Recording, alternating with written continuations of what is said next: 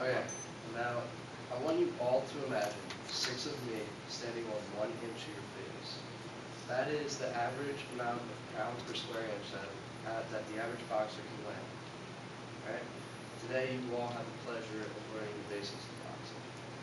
There's 3 things that you need to learn: your stance, how to hit people, and how to train to stay in shape. First, learning to stand. There are 2 different stances. There's the orthodox, which is the regular stance, and then there's southpaw. Orthodox is for people that are dominantly right-handed. They stand with their left hand first and their right hand cocked back. Now, southpaw is for people like Shaq, I don't know why. But if you're more comfortable with your right hand first and left hand is your dominant hand, that's how you stand. Now, balance, I think, is the most important part of boxing, because if you're off balance, you're going to get knocked down easier, and then your opponent's going to score more points. So when you stand, you want to have your front foot facing 12 o'clock and your back foot facing about 2:30, 3 o'clock. And you want to have your weight evenly distributed so that you don't, because if you like on one foot too much and you get hit by the side or something, you're going to sweat. But like if you're nice low center of gravity and you get hit, you're going to be able to take it a lot better. Movement, because you don't want to be stationary. Stationary target's an easy target. So when you're in your stance and you want to move, just remember the direction that you want to move is the foot that you lead with. So if you want to go forward, front foot first, back foot second. If you want to go back, back foot first, front foot second. And to the right, right foot, left, left foot, right foot. Now, another important part to boxing is slipping punches, because nobody wants to get hit with 900 pounds per square inch. So if an opponent would throw a hook, you want to come in under the hook like that. So when they're facing like this, you're going to be on this side of them, and that's easy to hit them with a combo, to get them back with a counter. And when they're like this, they're pretty defenseless and they can't really come back with anything. And making a fist, you want to, it's not really important when you have 14-ounce gloves on, which was what Shaq and I were using, but because your thumbs are pretty stationary. But when you have 8 ounces, which is what MMA fighters use in the UFC, or 12 ounces, which is what professional boxers use in a match, you want to have your thumb on the outside of your fist like that, so a lot of the power will be generated through the center 2 knuckles, and it's not spread out over the whole face of your fist. That's how you get 900 pounds per square inch. Now, there's different types of hits that you can use against in your arsenal. Keep this on this Alright. First is the jab. The jab is the simple from your lead hand straight out, your palm faces down, and your elbow just retracts automatically. Just fast, and the most important thing that you can do after a jab is to bring it right back, because you don't want to leave your hand out there, because if you're out there like that for a while, you can't throw another punch first of all, and you're susceptible to counters. The next punch is the pivot, is the power punch, and it comes from the rotation of the body from your dominant hand. A lot of the power comes from your core and in the rotation. A lot of people, people like to, some boxers like to pivot their back foot to give them more torque, which will give you more power, but I don't like to do that because it puts all your weight on your front foot, and if you get hit with a counter, you're more likely to go down. Now, a hook is a very devastating punch to get hit by.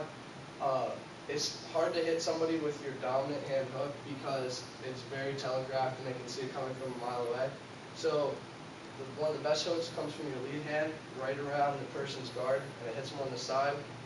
And that's very devastating. It's a very devastating hit, but it doesn't have as much power.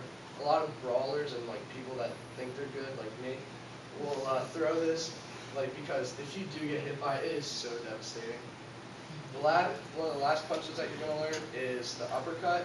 The uppercut is the most dangerous punch to throw and get hit by. If you throw an uppercut from your lead hand, it comes up and underneath, hits on the bottom, but you leave yourself completely defenseless to get hit by a counter. Completely defenseless. It's dangerous. You only really use this when you're getting attacked. Like if Sarah was attacking me and like I'm getting backed up something, I might just try to throw an uppercut in. Coming from the backhand, you never want to take the uppercut past your back, because if you come winding up like this, she's going to see it coming from a mile away again. So it has to be quick. Good. You don't always have to hit somebody in the face to do damage. I down Shaq with a body shot. And body shots are very important because if someone comes in and hits them with like a hook or something and comes in with a body shot, it's going to knock the wind out of them, and it is impossible to box if you can't breathe. Next, the combos. Combos are very good because you can't just stand here, throw a jab, back up, try to get a hook in. You have to throw combos and switch it up to try to get your person off balance and not know what they're doing. If you get even 2 little hits in, and I can knock her off balance, and she doesn't know where the next punch is coming from, and I come in with a hook or a devastating uppercut, most likely she's going to fall.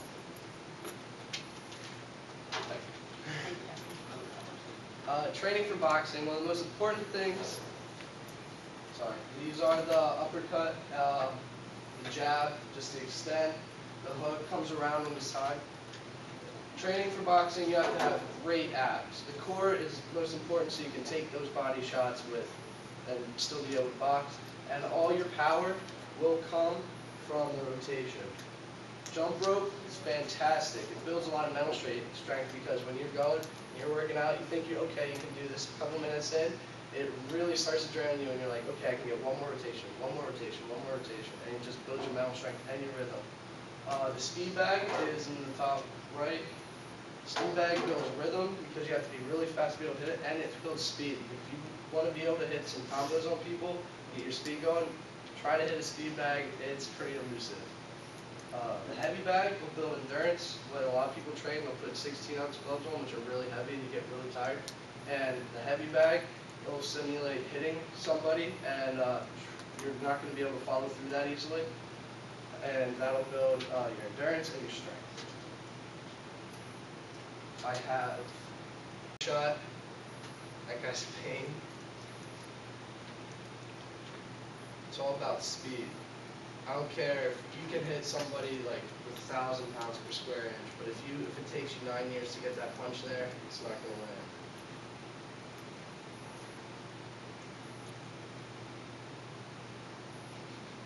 land.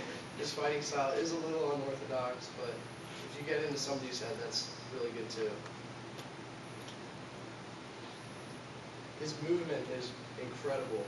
Notice how he always has his weight seems evenly distributed. His knees are usually bent to keep him lower. So if he does get hit with like a counter or something, he's not gonna fall.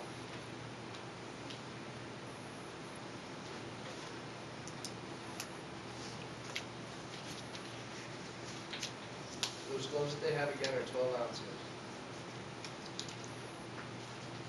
Now, a boxing match is scored different ways. For amateurs, boxers have lines on their gloves, and when the line makes contact, you get points for that. Also, there's 2 ways to win: by judge and by points. By technical knockout and by the judges' points. You get points by controlling the center of the ring. You also get points by contact, you get points for knockdowns. To win by TKO is a technical knockout, and there's also, I'm sure you'll see a knockout soon. That was a pretty good knockout, I think. Yeah.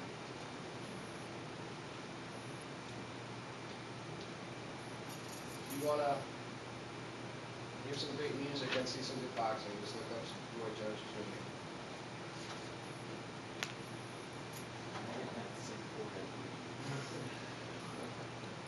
All right.